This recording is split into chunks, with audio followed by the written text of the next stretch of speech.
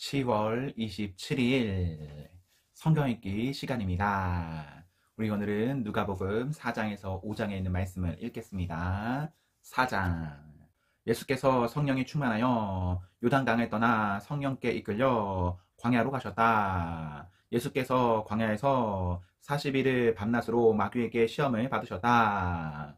그동안 예수께서 아무것도 드시지 않았고 그 기간이 다 되니 예수께서 배가 고프셨다. 마귀는 그분의 배고픔을 이용해 첫 번째 시험을 내놓았다. 너는 하나님의 아들이니 이 돌한테 명하여 빵덩이가 되게 해보아라. 예수께서 신명기를 인용해 답하셨다. 사람이 빵만으로 사는 것이 아니다. 두 번째 시험으로 마귀는 그분을 이끌고 높은 데로 올라가서 지상의 모든 나라를 한꺼번에 펼쳐보았다. 그런 다음 마귀가 말했다. 너를 즐겁게 해줄 이 모든 영광이 다 내 것이다. 이 모든 것이 내 손에 있으니 누구든지 내가 원하는 자에게 넘겨줄 수 있다. 내게 경배하기만 하면 다 내 것이다. 예수께서 다시 한번 신명기 말씀으로 쐐기를 박으셨다. 주 너희 하나님 오직 그분만을 경배하여라. 일편단심으로 그분을 섬겨라. 세 번째 시험으로 마귀는 그분을 예루살렘으로 데려가서 성전 꼭대기에 세워놓고 말했다. 내가 하나님의 아들이면 뛰어내려 보아라. 그분께서 천사들을 시켜 너를 보호하고 지키게 하셨다. 천사들이 너를 받아서 발가락 하나 돌에 채이지 않게 할 것이다. 라고 성경에 기록되지 않았느냐? 예수께서 대답하셨다. 그렇다. 하지만 주 너희 하나님을 시험하지 말라고도 기록되어 있다. 그것으로 시험이 끝났다. 마귀는 잠시 물러갔고 숨어서 다음 기회를 노렸다. 예수께서 성령의 능력을 입고 갈릴리로 돌아오셨다. 예수께서 오셨다는 소식이 그 지방에 두루 퍼졌다. 예수께서 회당에서 가르치시자 모든 사람이 환호하고 즐거워했다. 예수께서 자기가 자란 동네인 나사렛에 가셨다. 안식일에 그분은 늘 하시던 대로 회당으로 가셨다. 예수께서 성경을 낭독하시려고 서시자 누군가가 그분께 예언자 이사야의 두루마리를 건넸다.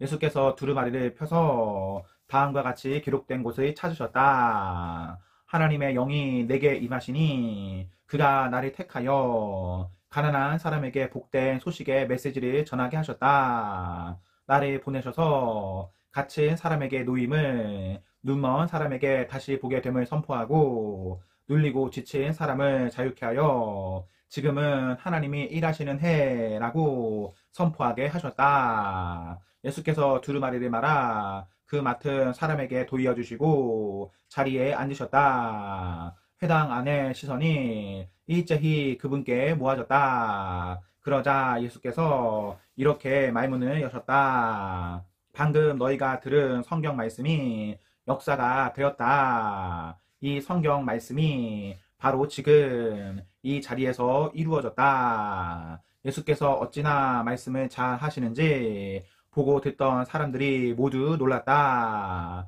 그러나 한편으로는 이렇게 말했다. 이 사람은 우리가 어려서부터 알던 요셉의 아들이 아닌가? 예수께서 대답하셨다. 너희는 의사야 가서 내 병이나 고쳐라 하는 속담을 인용해서 내가 가버나움에서 한 일이 있다던데 그것을 여기 내 고향에서도 해보아라 할 것이다. 하지만 내가 너희에게 해줄 말이 있다. 예언자는 자기 고향에서 환영받지 못하는 법이다. 엘리야 시대에 3년 반 동안 가뭄이 들어 기근으로 땅이 황폐해졌을 때에 이스라엘의 과부가 많았으나 시돈의 사렙다에 사는 과부에게만 엘리야가 보냄을 받지 않았느냐. 또 예언자 엘리사 시대에 이스라엘의 나병 환자가 많았으나 깨끗함을 받은 사람은 시리아 사람 나만 뿐이었다. 회당 안에 있던 사람들 모두가 그 말에 화가 났다. 그들은 예수를 내몰아 동네 밖으로 쫓아낸 다음 동네 끝에 있는 벼랑으로 끌고 가서 그를 미쳐 죽이려고 했다. 그러나 예수께서 그들에게서 벗어나 자기 길을 가셨다. 예수께서 갈릴리의 한 마을 가버나움으로 내려가셔서 안식일에 사람들을 가르치셨다. 그들이 놀라며 감동을 받았다. 그분의 가르침은 그들이 늘 듣던 모호한 궤변이나 인용문과는 달리 아주 솔직하고 확신에 차서 권위가 있었다. 그날 회당에 귀신 들려 고통당하는 사람이 있었다. 그가 소리를 질렀다. 아, 나사렛 사람 예수여, 무슨 일로 우리한테 왔습니까? 나는 당신이 무슨 일을 하려는지 압니다. 당신은 하나님의 거룩한 분이시며 우리를 멸하러 왔습니다. 예수께서 그의 입을 막으셨다. 조용히 하고 그에게서 나오너라. 귀신은 모든 사람이 보는 앞에서 그 사람을 쓰러뜨리고 떠나갔다. 귀신은 그 사람에게 상처는 입히지 않았다. 그러자 모든 사람이 크게 놀라서 서로 수근거렸다. 이게 어찌된 일인가? 이 사람은 말한 대로 이루어지게 하는 사람인가? 이 사람이 나가라고 명령하면 귀신도 떠나는가? 말 전체가 온통 예수 이야기뿐이었다. 예수께서 회당을 떠나 시몬의 집으로 가셨다. 시몬의 장모가 고열에 시달리고 있었다. 사람들이 예수께 그녀를 위해 뭔가 해주시기를 구했다. 예수께서 곁에서 지켜보시다가 열병이 떠나라고 명령하자 열병이 떠났다. 그 장모가 곧 일어나 일행의 저녁을 준비했다. 해가 저물자 사람들이 여러 병을 앓고 있는 사람들을 예수께 데리고 왔다. 예수께서는 한 사람 한 사람에게 손을 얹어 고쳐주셨다. 귀신들이 떼를 지어 떠나가며 소리를 질렀다. 하나님의 아들이여, 당신은 하나님의 아들입니다. 귀신들이 그분이 메시아임을 훤히 알고 있었으므로 예수께서는 그들의 입을 막아 한마디도 하지 못하게 하셨다. 이튿날 예수께서 한적한 곳으로 가셨다. 그러나 무리가 찾아 나섰고 그분을 만나자 떠나가지 못하게 그분께 매달렸다. 예수께서 그들에게 말씀하셨다. 내가 다른 마을들에서도 하나님 나라의 메시지를 전해야 한다. 바로 그 일을 하라고 하나님께서 나를 보내셨다. 너희는 그것을 알지 못하느냐? 예수께서는 갈릴리 여러 회당에서 계속해서 말씀을 전하셨다. 5장. 한 번은 예수께서 게네사렛 호숫가에 서 있는데 무리가 하나님의 말씀을 더 잘 들으려고 그분께로 몰려들었다. 예수께서 배에 두 척이 묶여 있는 것을 보셨다. 어부들이 막 배에서 내려 그물을 싣고 있었다. 예수께서 시몬의 배에 올라타셔서 배를 해안에서 조금 떨어지게 띄우라고 부탁하셨다. 예수께서 그 배에 앉으셔서 배를 서이고단 삼아 우리를 가르치셨다. 가르치기를 마치시고 나서 예수께서 시몬에게 말씀하셨다. 깊은 물로 나가서 그물을 내려 고기를 잡아라. 시몬이 말했다. 주님, 우리가 밤새도록 열심히 고기를 잡았지만 피라미 한 마리 잡지 못했습니다. 하지만 주님께서 그렇게 말씀하시니 그물을 내리겠습니다. 말을 마치자마자 그물에 더 이상 담을 수 없을 정도로 많은 고기가 가득 잡혔다. 그들은 다른 배에 있는 동료들에게 와서 도와달라고 손짓했다. 두 배에 고기가 가득 차서 배가 가라앉을 지경이었다. 이것을 본 시몬 베드로가 예수 앞에 무릎을 꿇었다. 주님, 떠나주십시오. 저는 죄인이어서 이 거룩함을 감당할 수 없습니다. 저를 내버려 두십시오. 잡은 고기를 끌어올리자 시몬과 그 곁에 있던 사람들이 모두 두려움에 사로잡혔다. 시몬의 동료인 세베대의 두 아들 야고보와 요한도 마찬가지였다. 예수께서 시몬에게 말씀하셨다. 두려워할 것 없다. 이제부터 너는 사람을 낳게 될 것이다. 그들은 배를 해안으로 끌어올린 뒤에 그물과 모든 것을 배와 함께 버려두고 그분을 따라갔다. 어느 마을에 온몸에 나병이 걸린 사람이 있었다. 그가 예수를 보고 그분 앞에 엎드려 간청했다. 원하시면 저를 깨끗하게 하실 수 있습니다. 예수께서 손을 내밀어 그에게 대시며 말씀하셨다. 내가 원한다. 깨끗하게 되어라. 그러자 즉시 그의 살갗이 보드라워지고 나병이 깨끗이 사라졌다. 예수께서 그에게 말씀하셨다. 온 동네에 말하고 다니지 마라. 모세가 명한 대로 예물을 가지고 제사장에게 가서 내 나은 몸을 조용히 보여라. 내 말이 아니라 깨끗해져서 순종하는 삶이 내가 한 일을 증거할 것이다. 그러나 그 사람은 그 일을 자기 혼자에게만 담아둘 수 없었다. 소문이고 퍼져나갔다. 어느새 큰 무리가 말씀도 듣고 병도 고치려고 모여들었다. 예수께서는 할 수 있는 한 자주 외딴 곳으로 물러나 기도하셨다. 하루는 예수께서 가르치시는데 바리새인과 종교 교사들이 둘러 앉아 있었다.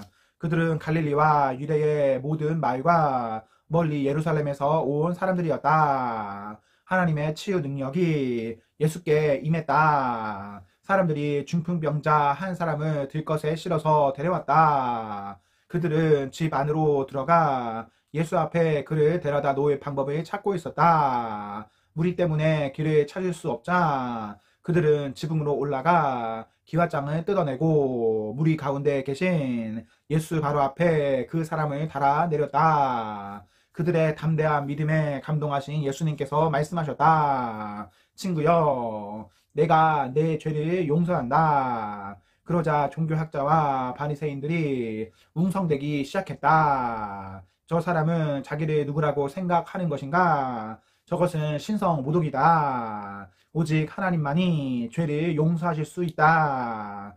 예수께서 그들의 생각을 정확히 하시고 말씀하셨다. 왜 이리 수근수근 말이 많으냐? 내가 내 죄를 용서한다고 말하는 것과 일어나 걸어가라고 말하는 것 중에 어느 쪽이 더 쉽겠느냐? 내가 인자인 것과 내가 어느 쪽이든 행할 권한이 있다는 것을 분명히 보여주겠다. 예수께서 중풍병자에게 직접 말씀하셨다. 일어나거라. 내 자리를 들고 집으로 가거라. 그 사람은 한순간도 지체하지 않고 그대로 했다. 일어나 담요를 들고서 하나님께 영광을 돌리며 집으로 갔다. 사람들은 도무지 믿기지 않아 자신들의 눈을 비볐다. 그러고 나서 그들도 하나님께 영광을 돌렸다. 그들이 두려움에 차서 말했다. 우리 평생에 이런 일은 처음 본다. 이 일 후에 예수께서 밖으로 나가서 레위라는 사람이 자기 일터에서 세금을 걷고 있는 것을 보셨다. 예수께서 말씀하셨다. 나와 함께 가자. 그는 예수를 따라갔다. 모든 것을 버려두고 그분과 동행한 것이다. 레위는 예수를 위해 자기 집에서 성대한 저녁 식사를 베풀었다. 세금 징수원들과 그 밖에도 평판이 좋지 않은 인물들이 저녁 식사 손님으로 와 있었다. 바리새인과 종교학자들이 속이 잔뜩 뒤틀려서 그분의 제자들에게 다가왔다. 당신네 선생이 사기꾼과 죄인들과 함께 먹고 마시다니 이게 대체 어찌된 일이요? 예수께서 그 말을 들으시고 분명하게 말씀하셨다. 의사가 필요한 사람이 누구냐? 건강한 사람이냐? 병든 사람이냐? 내가 여기 있는 것은 영향력 있는 사람이 아니라 소외된 사람을 초청하려는 것이다. 변화된 삶, 곧 안과 밖이 모두 변화된 삶으로 그들을 초청하려는 것이다. 그들이 예수께 물었다. 요한의 제자들은 금식하고 기도하는 것으로 잘 알려져 있습니다. 바리새인들도 그렇습니다. 그런데 당신은 잔치에서 보내는 시간이 대부분인 것 같은데 어찌된 일입니까? 예수께서 말씀하셨다. 즐거운 결혼식 중에는 빵과 포도주를 아끼지 않고 실컷 먹는다. 나중에 허리띠를 졸라맬 일이 있을지 모르지만 지금은 아니다. 신랑 신부와 함께 있는 동안에는 즐겁게 보내는 법이다. 금식은 신랑이 가고 없을 때 시작해도 된다. 정겨운 축하에 모닥불에 찬물을 끼얹는 사람은 없다. 하나님 나라가 임한다는 것은 바로 이런 것이다. 멀쩡한 스카프를 잘라서 낡은 작업복에 대고 깁는 사람은 없다. 서로 어울리는 천을 찾게 마련이다. 낡고 금이 간 병에는 포도주를 담지 않는 법이다. 새로 담근 포도주는 단단하고 깨끗한 병에 담는다. 그리고 잘 묵은 고급 포도주를 맛본 사람은 덜 묵은 포도주를 찾지 않는다. 아멘. 네, 우리 말씀을 모두 읽었습니다. 우리 오늘 하루도 하나님과 사나 앞에서 행복하십시오. 성령 충만하십시오. 안녕.